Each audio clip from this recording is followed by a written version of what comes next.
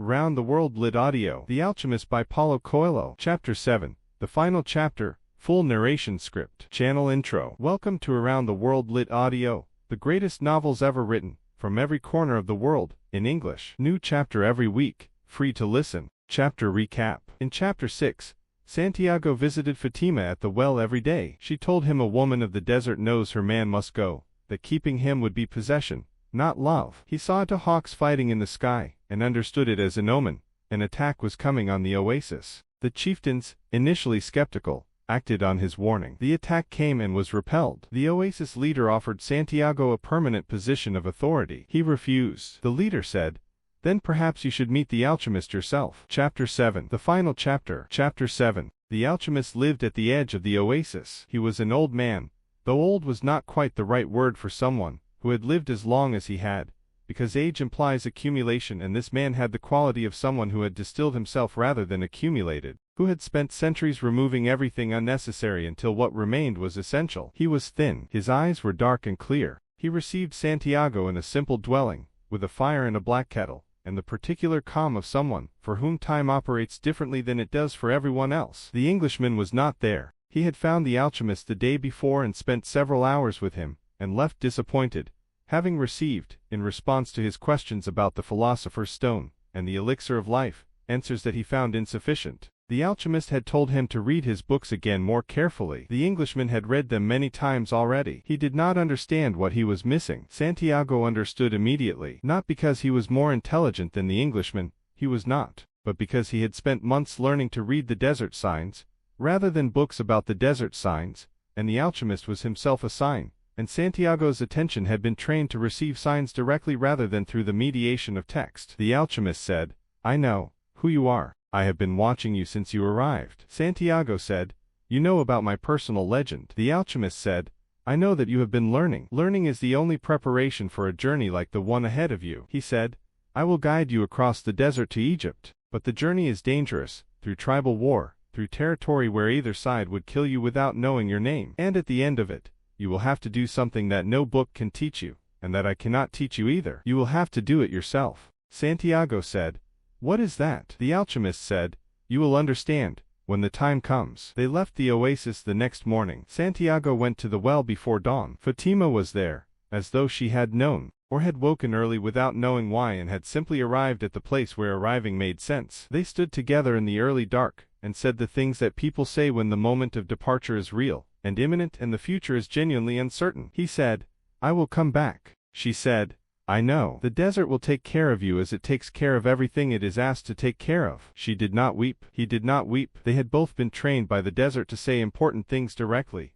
and to let the important things stand without embellishment. He left. The journey across the desert was unlike anything that had come before. The alchemist rode beside him and said little, occasionally pointing out something in the landscape, a track, a formation of rocks, the behavior of a distant animal. He was showing Santiago how to read at the highest level, not the level of signs and omens that Santiago had been developing, but the level at which the entire landscape is a single continuous message, in which every element is related to every other element, and the reader's task is not to decode individual signals, but to understand the whole. Santiago began to understand. He began to understand the soul of the world not as a concept, not the way the Englishman had understood it, as an idea to be grasped intellectually, but as an experience, the specific experience of a person who has paid attention so consistently and so completely that the world has stopped being something separate from themselves and has become something they are part of. They were captured. A tribal patrol found them in the desert and brought them to the camp of a chieftain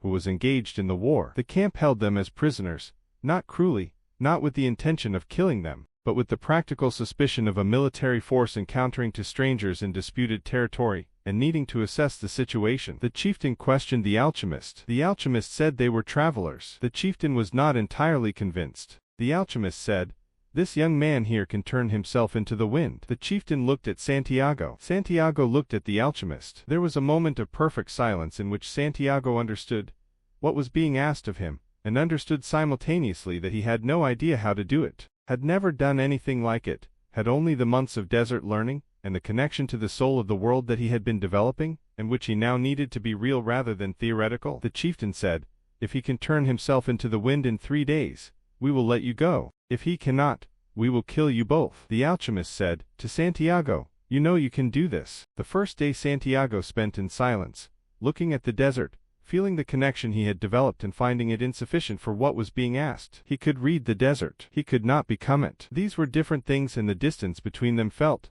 on the first day, absolute. The second day he sat with the wind. He sat very still, and felt the wind moving around him, through him, in the way that wind moves through everything, indifferent to obstacles, continuous, ancient, carrying the smell of places it had been before it arrived at this one. He thought about what the wind was. He thought about what he was. He thought about the soul of the world, which the alchemist had told him connected all things, which he now needed to connect him to something specific, to the wind, which was a form of freedom, which was what he had been pursuing since the dream, and the old man and the ferry ticket. He said to the wind, "Help me." The wind said nothing. The wind was the wind. It did not take requests. He said, "I need to understand what you are so I can become it." The wind, being the wind, continued. And then something happened that Santiago had no language for afterward, a shift in the quality of his understanding, a moment in which the distinction between himself and the world around him became, briefly, not absolute. He was not the wind, but he was not entirely not the wind. He was a person made of the same substance as the wind,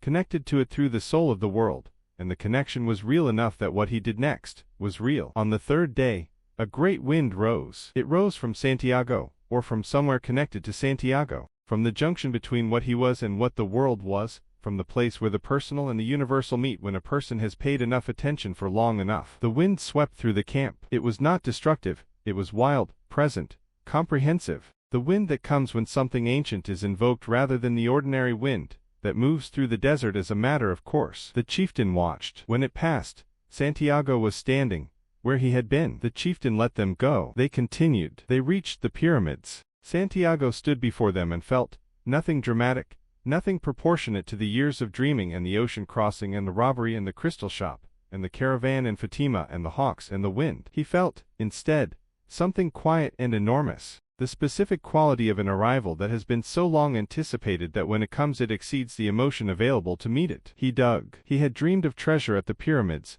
a recurring dream, a dream that had been the beginning of everything. That had sent him to the old man, who called himself a king, and from there to all of it. He dug where the dream had told him to dig, with his hands, in the sand at the base of the pyramids. As the sun set over the Sahara, he found nothing. He kept digging. He found nothing. A group of refugees appeared, men fleeing the tribal war, who found him digging alone at the pyramids and demanded to know what he was doing. He told them the truth. He told them about the dream. One of the men laughed. He said, "You came all the way here because of a dream." "I have had a dream for years, a dream about a ruined church in Spain, with a sycamore tree in the sacristy, and treasure buried at the roots of the tree. But I am not foolish enough to cross the world because of a dream." He described the church. Santiago recognized it. He had slept under the tree in that church as a shepherd, at the beginning of everything, before any of it had happened. He understood. He left the pyramids. He went back across the desert, across the ocean, back to Spain, back to the ruined church where he had slept on the night before the dream began. He dug at the roots of the sycamore tree. The treasure was there. It had been there the whole time,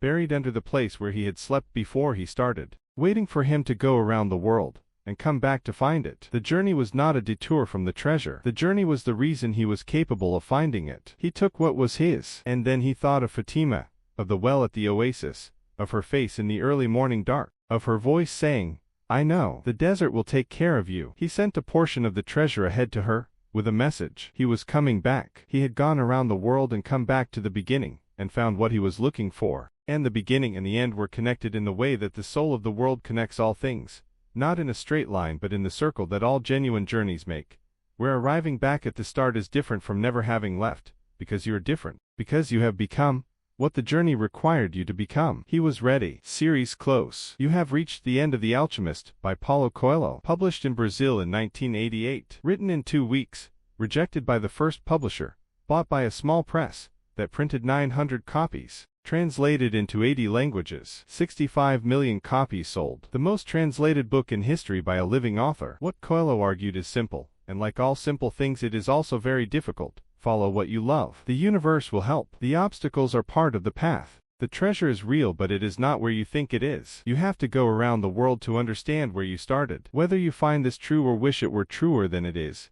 You have listened to the whole of it now. That is the argument. It is yours to take or leave. Thank you for listening to The Alchemist on Around the World Lit Audio. Subscribe so you never miss a chapter. A new episode arrives every week.